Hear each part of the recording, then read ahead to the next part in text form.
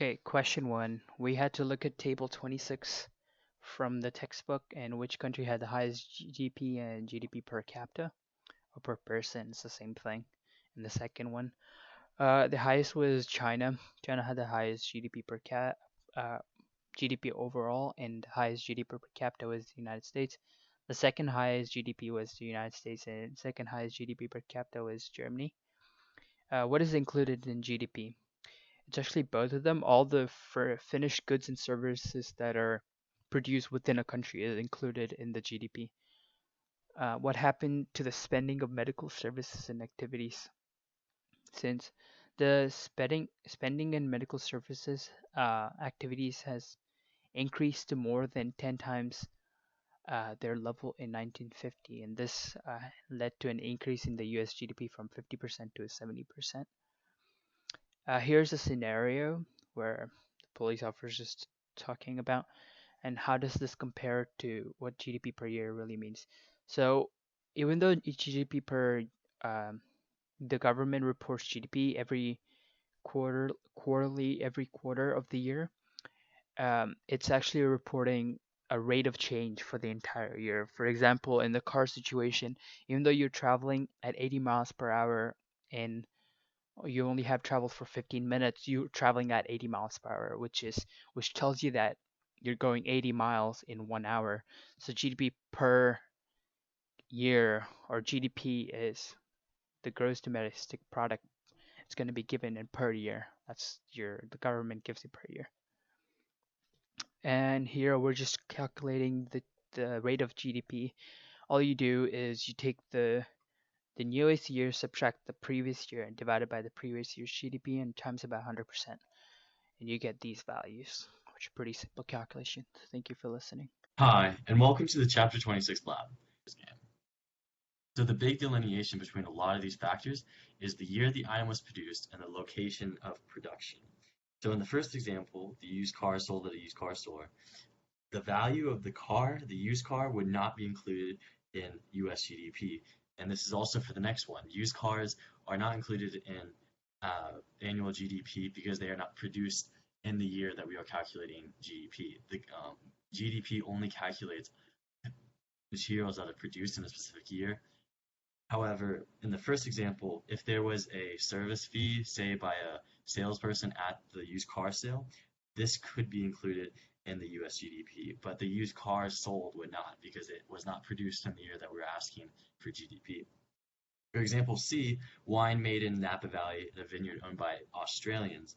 This and the next three examples are examples of the location of production. So it does not matter that these producers are not American and they're not US citizens. All that matters is that they are being produced within the United States. So these goods would be included in US GDP. Likewise, the wine made in Australia in a vineyard owned by Americans would not be included in US GDP, but it could be considered in US gross national product, which is a measurement of goods and services supplied by US residents no matter where that service is located. But however, this is different than GDP, so it would not be included in GDP.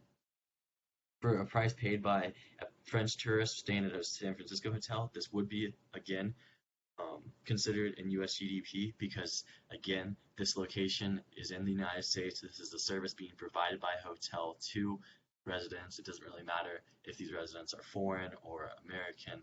It is a service being provided within the United States. Likewise, example F, the price paid by American tourists staying at a Parisian hotel. This would not, again, be considered in US GDP because, again, this is a service being provided outside of the US. And finally, tickets for a Lakers game would be considered for US GDP because although there isn't a tangible item that consumers are getting, they are still paying for the service of being entertained going to a basketball game. So this is still a service that is affecting US GDP. Finally, question 7 asked, is nominal GDP higher than real GDP? So what is real GDP? Real gross domestic product is a more accurate value of gross domestic product that accounts for changes in prices. So essentially, although nominal gross domestic product for 1930 may seem extremely low and the growth growth rate between the 1930s and the 2000s may seem very high, we have to account for inflation. And this is where real variables that talk about inflation, rises in prices, affects nominal GDP. So if prices continually inflate, then real GDP will usually be more than nominal GDP. So as prices inflate, as an economy inflates, as the cost of producing stuff inflates, real GDP will inflate, and this will make a more accurate growth rate and a more accurate representation of the production and health of an economy's GDP. Thank you. I really hope you learned something, and I really hope you enjoyed this presentation.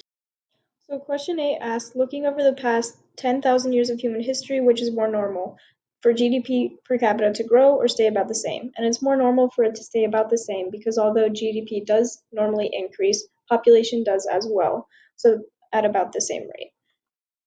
Question 9 asks to use Fred database to find real US GDP. So what was the highest level of real GDP prior to the recession? And that would be about $15,761 billion in Q4 of 2007. Part B asks, in what year and quarter did US real GDP first exceed its pre-recession level? And that would be Q2 of 2011, in which it reached about $15,825 billion.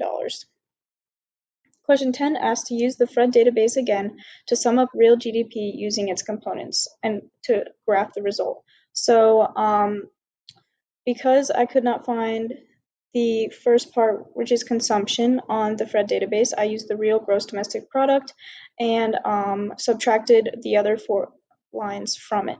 So that would be the blue line. And then real gross private domestic investment is the red line, real government consumption expenditures and gross investment is the green line, and the purple line at the bottom is real net exports of goods and services. So part B, in the 2009 recession, which series fell by the most? Well, you could see in the graph that it was real gross private domestic investment. And then part C, in the first quarter of 2010, what share of GDP was made up by consumption? So since GDP equals C plus I plus G plus NX, or consumption plus investment plus the government consumption and net exports. So you could pull all these numbers from the graph, and when you add them together, GDP equals about $14,604 billion.